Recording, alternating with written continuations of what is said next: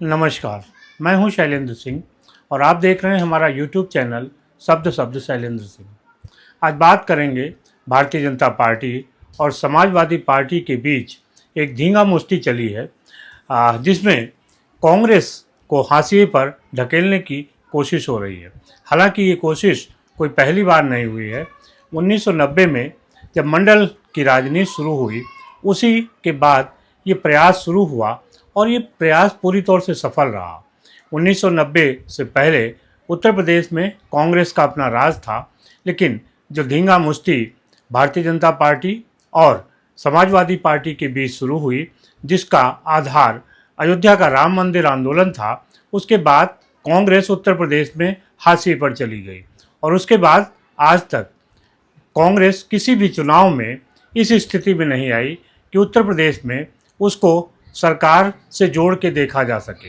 यानी कांग्रेस लगातार हाशिए पर रही है 1990 के बाद आज तक। लोकसभा चुनाव में थोड़ी सी स्थिति भले ही उसकी 2004 और 2009 में बेहतर हुई हो, लेकिन विधानसभा चुनाव में कांग्रेस लगातार नीचे ही गिरता गया है। कांग्रेस की इस दुविधा पर आगे बात करेंगे। पहले देखते हैं कि ये जो नई धींगा मुष्टि भारतीय जनता पार्टी और समाजवादी पार्टी के बीच हो रही है, ये कैसे शुरू हुई। इसकी शुरुआत महाराष्ट्र में समाजवादी पार्टी के नेता अबू आसिम आज़मी के साथ शुरू हुई। अबू आसिम आज़मी ने कहा, औरंगजेब को लेके एक बयान दिया और उसके बाद हालांकि उस बयान को उन्होंने वापस ले लिया, लेकिन जो आग अबू आसिम आज़मी ने राजनीति में लगाई वो आगे चल गई और भारतीय जनता पार्टी ने इसको अपनी तरफ पकड़ लिया। इसके बाद फिर आगरा में जो सांसद हैं रामजी लाल सुमन, उन्होंने राणा सांगा को लेके संसद के अंदर बयान दिया और अबू आज़मी ने जो औरंगजेब को लेके कहा, रामजी लाल सुमन ने जो राणा सांगा को लेके कहा, उसके बाद से एक राजनीति ऐसी हो गई है कि जिसमें समाजवादी पार्टी अपने दो वोट बैंक को निशाने पर ले रही है। उसका पहला वोट बैंक है मुस्लिम, जिसको वो औरंगजेब के माध्यम से देख रही है। यहाँ पर भारतीय जनता पार्टी बनाम समाजवादी पार्टी हो गया है और दूसरी तरफ समाजवादी पार्टी का निशाना है दलित वोट। इसके लिए रामजी लाल सुमन को आगे किया गया। रामजी लाल सुमन ने राणा सांगा को लेकर बयान दिया और उसके बाद जो राणा सांगा के समर्थक हैं, राजपूत हैं, क्षत्रिय समाज के लोग हैं, उन्होंने रामजी लाल सुमन का विरोध करना शुरू किया।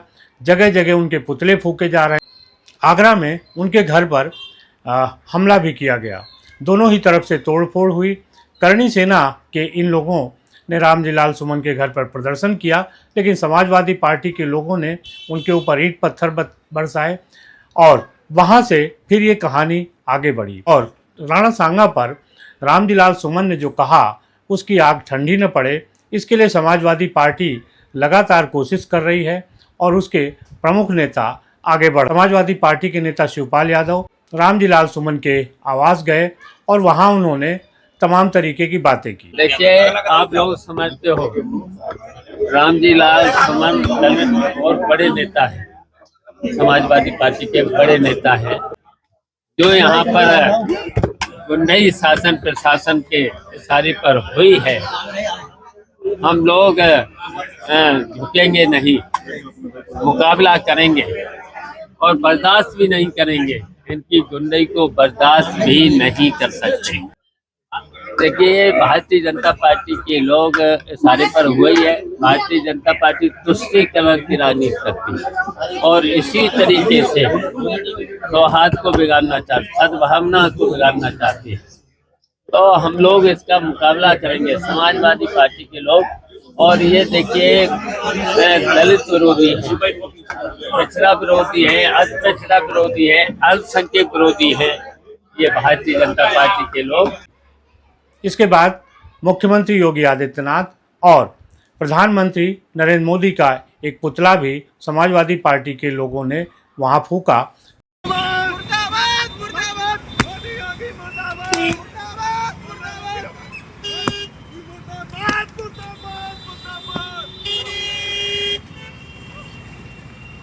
जिससे कि ये जो आग है, ये जो राजनीतिक द्वंद्व है, ये जो राजनीतिक लड़ाई है, ये ठंडी न पड़े। दूसरी तरफ खुद अखिलेश यादव सनातन के विरोध में उतरे और आज उन्होंने एक कदम आगे बढ़ते कहा कि गौशालाओं से बदबू आती है। बताइए, दुर्गंध पसंद करते हैं इसीलिए गौशाला बना रहे हैं, हम सुगंध पसंद कर रहे थे इसलिए इत्र पार्क बना रहे थे। बताइए, ये सांड पकड़ रही है सरकार के नहीं पकड़ रही है? आप खुद जानते होंगे। नहीं पकड़ रही है, कहा उन्होंने पैसा खा जा रहे हैं। तो इसलिए हम लोग सुगंध पसंद करने वाले लोग हैं, इसलिए परफ्यूम पार्क बना रहे हैं। ये दुर्गंध वाले लोग हैं। इसकी पूरी आलोचना हो रही है। अब ये जो समाजवादी पार्टी ने अपना एक पैकेज तैयार किया है, उस पैकेज में दलित है, मुसलमान है और सनातन विरोध है। सनातन विरोध इसलिए है कि अखिलेश यादव जितना सनातन का विरोध करेंगे, उनको लगता है कि जो उनकी मुस्लिम राजनीति है वो चमकेगी। यानी मुस्लिम तुष्टीकरण की राजनीति पर सनातन का विरोध करके अखिलेश यादव उस वोट बैंक को अपनी तरफ लाना चाहते हैं जो कांग्रेस की तरफ भी जा सकता है। असल में समाजवादी पार्टी की मुश्किल ये है कि उत्तर प्रदेश में दो प्रमुख वर्ग हैं जिनको अपनी तरफ वो लाना चाहते हैं। इनमें पहला वर्ग है मुस्लिमों का, जो समाजवादी पार्टी के साथ है, लेकिन उसका जो मोह है वो कांग्रेस के साथ भी रहता है। लोकसभा चुनाव में उसने कांग्रेस के पक्ष में भी वोट दिया। और दूसरा वोट बैंक है दलित। दलित वोट कभी भी समाजवादी पार्टी का नहीं रहा, लेकिन जब मायावती के बहुजन समाज पार्टी से ये वोट बैंक हटा है, तब से तमाम दल कोशिश कर रहे हैं कि जो दलित वोट है उनके पक्ष में हो जाए, चाहे वो चंद्रशेखर आज़ाद रावण की आज़ाद समाज पार्टी हो या भारतीय जनता पार्टी हो या समाजवादी पार्टी। ये सभी चाहती हैं कि दलित वोट उनकी तरफ आ जाए। अभी भी मायावती के पास उनका 6% से 9% के बीच का वोट है और इसी वोट बैंक को अपनी तरफ खींचने की लड़ाई के लिए अखिलेश यादव ने राणा सांगा के खिलाफ जो बयान रामजी लाल सुमन से दिलाया।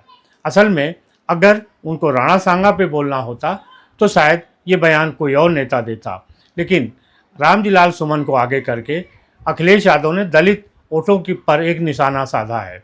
उनको पता था कि जैसे ही क्षत्रिय समाज इसको लेकर अपनी प्रतिक्रिया देगा, इस पूरी लड़ाई को दलित बनाम ठाकुर करने में उन्हें देर नहीं लगेगी। अखिलेश यादव को लगता है कि जो सवर्ण वर्ग है उसमें से ठाकुर ऐसा वर्ग है जिसका वो विरोध कर सकते हैं और इस विरोध के सहारे वो अपनी दलित राजनीति को चमकाना चाहते हैं। इसको लेके भारतीय जनता पार्टी की तरफ से भी बराबर के हमले शुरू हो गए। आप देखिए कि किस तरीके से भारतीय जनता पार्टी के लोगों ने भी एक एक करके अखिलेश यादव का जवाब दिया।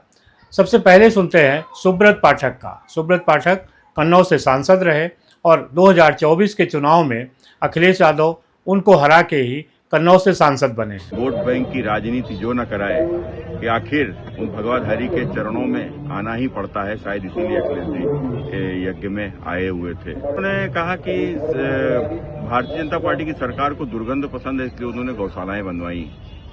सही है अखिलेश जी, भारतीय जनता पार्टी गौ माता का सम्मान करती है और आप जिस वर्ग से आते हैं वो भी गौपालक वर्ग है, तो इसलिए भारतीय जनता पार्टी ने गौशालाएं खुलवाई। लेकिन आप अपने राज्य को याद करो, जब आपके राज्य में गौकुशी केंद्र खुला करते थे और शायद यही आपको सबसे ज्यादा पीड़ा आज हो रही है कि आपके खुलवाए गए गौकुशी केंद्र बंद हो गए हैं, उनका स्थान गौशालाओं ने ले लिया है। सुब्रत पाठक के बाद भारतीय जनता पार्टी के मंत्री हैं मयंकेश्वर शरण सिंह। मयंकेश्वर शरण सिंह ने भी इस पूरी जो समाजवादी पार्टी की राजनीति है इसको अपनी तरह से समझा है। देखिए वो क्या कहते हैं। देखिए, केवल मैंने आपको बताया ना कि जिस तरीके से सनातन धर्म के जो हमारे योद्धा रहे हैं या ईश्वर रहे हैं, केवल समाजवादी पार्टी के लोगों को उनका अपमान करने में ही आनंद मिलता है। और विश्व का 120 करोड़ सनातनी ये समय आने पर बहुत माकूल जवाब इनको देगा। हमारी माता, कौन ऐसा हिंदू होगा जो गौ माता को माता न मानता है? केवल अपमान, केवल हिंदुओं का अपमान, मुसलमानों की तरफदारी करने में इस तरीके से लग गए हैं कि केवल हिंदुओं का अपमान करना। भारतीय जनता पार्टी समाजवादी पार्टी के इस बयान का हर स्तर पर विरोध कर रही है और वो भी कोशिश कर रही है कि किसी भी तरीके से ये जो आग है वो ठंडी न पड़े। भारतीय जनता पार्टी के नेता है राकेश त्रिपाठी, प्रवक्ता हैं, लगातार वो अपने बयान देते रहते हैं। सुनिए उन्होंने अखिलेश यादव को लेकर क्या कहा। ये बहुत हास्यास्पद और उतना ही आक्रोश उत्पन्न करने वाला है। समाजवादी पार्टी के मुखिया कह रहे हैं कि गौशालाओं से उनको बदबू आती है। उनको स्लॉटर हाउस जब उनके कार्यकाल में चला करते थे तो क्या उन स्लॉटर हाउस से उनको खुशबू आया करती थी? गायों को कटवाना उनकी सरकार में जिस तरह से खुलेआम हुआ करता था उससे उनको खुशबू आया करती थी। ये बहुत दुर्भाग्यपूर्ण है। अखिलेश यादव जी जिस बिरादरी की राजनीति करते हैं, क्या उनकी बिरादरी इस बात को स्वीकार करेगी कि गौशालाओं से उनको बदबू आ रही है? जिनका परंपरागत व्यवसाय रहा है गौशाला, गौपालन करना, भैंस पालन करना, क्या उनको उससे बदबू आ रही है? अखिलेश यादव जी की मानसिकता आज तुगलकिया और इतनी मुगलिया सोच से बढ़ गई है कि आज वो भारतीय सनातन संस्कृति को अपमानित करने का कोई मौका नहीं छोड़ रहे। इस फेरिस्त में अगला नाम है डॉक्टर नीरज वोरा का, जो विधायक हैं उत्तर प्रदेश की राजधानी लखनऊ से। उन्होंने इस बात पर प्रतिक्रिया जाहिर की कि आखिर अखिलेश यादव जिस वंश से आते हैं उनको गौशाला से बदबू कैसे आ सकती है। समाजवादी पार्टी के नेता श्री अखिलेश यादव द्वारा यह बयान दिया जाना कि गौशाला से बदबू आती है निंदनीय है और इसकी मैं भर्त्सना करता हूं। गौ जिसमें जो सनातन के लिए एक हमारा गौरव है, जिसमें हम मानते हैं कि 33 करोड़ देवी देवता विद्यमान होते हैं, हर सनातनी जिसकी पूजा करता है, और खुद अखिलेश भी एक ऐसे वंश से ताल्लुक रखते हैं जो गौ माता के पुजारी रहे हैं। उनके द्वारा यह कहना 110 करोड़ सनातनियों का अपमान है, हिंदू धर्म का अपमान है, सनातनियों का अपमान है, और उन्हें हर हालत में सारे देश से क्षमा मांगनी चाहिए। मैं उनकी भर्त्सना करता हूं।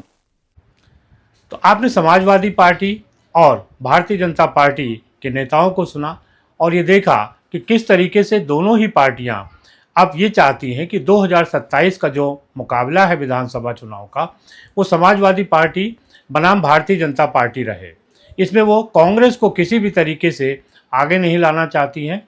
उनको लगता है कि जिस तरीके से बहुजन समाज पार्टी उत्तर प्रदेश में ख़त्म हो गई है, ठीक उसी तरीके से अगर कांग्रेस भी यहाँ से ख़त्म हो जाती है तो फिर ये पूरी लड़ाई एक तरफा हो जाएगी। यानी एक तरफ समाजवादी पार्टी होगी और दूसरी तरफ भारतीय जनता पार्टी। ऐसे में जो दलित वोट है और जो मुस्लिम वोट है वो अगर समाजवादी पार्टी की तरफ आ गया तब फिर 2027 के विधानसभा चुनाव में भारतीय जनता पार्टी को हराना आसान हो जाएगा। और इसी रणनीति के तहत अखिलेश यादव ने जो एक स्क्रिप्ट लिखी उसमें अबू आसिम आज़मी से लेके और रामजी लाल सुमन तक उसको पढ़ रहे हैं। ये जो पूरी कहानी है से कोई भी ऐसा अध्याय नहीं है कि जो बिना मतलब के पढ़ा जा रहा हो। इस पूरी स्क्रिप्ट की एक कहानी है कि दलित बनाम ठाकुर और सनातन बनाम मुस्लिम, ये करके मुस्लिम और दलित वोट को समाजवादी पार्टी अपनी तरफ खींचना चाहती है, क्योंकि उसे ये डर है कि कहीं अगर ये वोट कांग्रेस की तरफ चला गया तो उसकी मुश्किलें बढ़ सकती हैं। दिल्ली के विधानसभा चुनाव में कांग्रेस ने केजरीवाल के खिलाफ चुनाव लड़ा था और वहाँ पे केजरीवाल की हार हुई। इसके बाद कांग्रेस की जो योजना है वो क्षेत्रीय दलों के मुकाबले खुद चुनाव मैदान में उतरने की है। इसमें अखिलेश यादव डरे हुए हैं और उनको लगता है कि अगर कांग्रेस यहाँ उनके खिलाफ मुकाबले में उतरी और उसे दलित और मुस्लिम वोट बैंक का समर्थन मिला तो फिर समाजवादी पार्टी मुख्य मुकाबले से बाहर हो जाएगी। दूसरी तरफ भारतीय जनता पार्टी को भी ये सूट करता है, क्योंकि उसे लगता है कि जितना ही अखिलेश सनातन का विरोध करेंगे, मुस्लिम की बात करेंगे, उतना ही हिंदू उनके पक्ष में लामबंद होगा। देखा जाए तो ये कहानी नई नहीं है, ये थ्योरी 1990 से चल रही है। 1990 के पहले उत्तर प्रदेश में कांग्रेस का राज होता था, लेकिन जब मंडल आयोग आया, मंडल की सिफारिशें लागू हुई, उसके बाद से उत्तर प्रदेश की राजनीति ने करवट ली। जो पिछड़े वर्ग के नेता थे उनको आगे आने का मौका मिला और भारतीय जनता पार्टी ने राम मंदिर आंदोलन को जब गति देनी शुरू की, वहाँ पर मुलायम सिंह ने फैसला किया कि अब वो मुस्लिम राजनीति करेंगे। इसी वजह से मुलायम सिंह का नाम मुल्ला मुलायम भी पड़ा, लेकिन उनको इस बात से कोई गुरेज नहीं था। हालांकि अखिलेश से अलग मुलायम सिंह की जो योजना थी वो कभी भी कांग्रेस के साथ चुनाव नहीं लड़े। कांग्रेस को उन्होंने बाहर से समर्थन जरूर दिया, यूपीए की सरकार को, लेकिन वो कांग्रेस के साथ मिलकर चुनाव नहीं लड़े। 2012 में जब अखिलेश मुख्यमंत्री बने और 17 का विधानसभा चुनाव आया तो उन्होंने कांग्रेस के साथ गठबंधन किया। उसके बाद 2024 के लोकसभा चुनाव में भी उन्होंने कांग्रेस के साथ गठबंधन किया। कांग्रेस को लगता है कि अगर समाजवादी पार्टी बेहतर प्रदर्शन करेगी तो फिर कांग्रेस उत्तर प्रदेश में कभी पैर नहीं जमा पाएगी। इसके तहत उनके नेताओं की मांग है कि उत्तर प्रदेश में कांग्रेस अपने बलबूते पर चुनाव लड़े। ये गुत्थी है जिसके मुकाबले के लिए अब अखिलेश यादव ने भारतीय जनता पार्टी के साथ धींगा मुश्ती करनी शुरू की है। भारतीय जनता पार्टी के साथ उनकी जो ये गहमा गहमी है ये 2027 के विधानसभा चुनाव होने वाली है और इसमें वो कांग्रेस के लिए कोई स्पेस छोड़ना नहीं चाहते। उनको लगता है कि कांग्रेस उनकी पिछलग्गू बनी रहे और जितनी सीटें समाजवादी पार्टी कांग्रेस को दे दे, कांग्रेस उन सीटों पर चुनाव लड़ ले।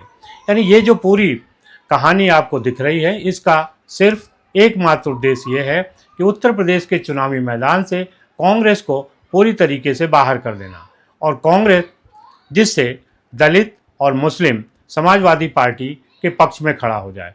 जब तक दलित समाजवादी पार्टी के पक्ष में खड़ा नहीं होगा तब तक केवल मुस्लिम वोट बैंक से समाजवादी पार्टी भारतीय जनता पार्टी को हराने की स्थिति में नहीं है। 2022 में अखिलेश यादव ये देख चुके हैं, इसलिए 2027 के विधानसभा चुनाव में वो दलित बनाम सवर्ण वोट बैंक की राजनीति करना चाहते हैं और इसके लिए उन्होंने मुखौटा बनाया है रामजी लाल सुमन का। 2024 के लोकसभा चुनाव में उन्होंने अयोध्या में अवधेश प्रसाद को मुखौटा बनाया था और नारा दिया था, अयोध्या न काशी अब की बार अवधेश पासी। हालांकि उस चुनाव के बाद समाजवादी पार्टी में अवधेश प्रसाद की जो स्थिति है वो हाशिए पर है। अब अगला निशाना अखिलेश यादव का रामजी लाल सुमन है। देखना ये है कि रामजी लाल सुमन उनके लिए कितना फ़ायदेमंद होते हैं और समाजवादी पार्टी इस आग को कहाँ तक सुलगा कर रखती है। कांग्रेस इस पूरे प्रकरण को किस तरीके से देखती है और वो अपनी रणनीति क्या बना रही है। आपको क्या लगता है ज़रूर बताइएगा। शुक्रिया, धन्यवाद।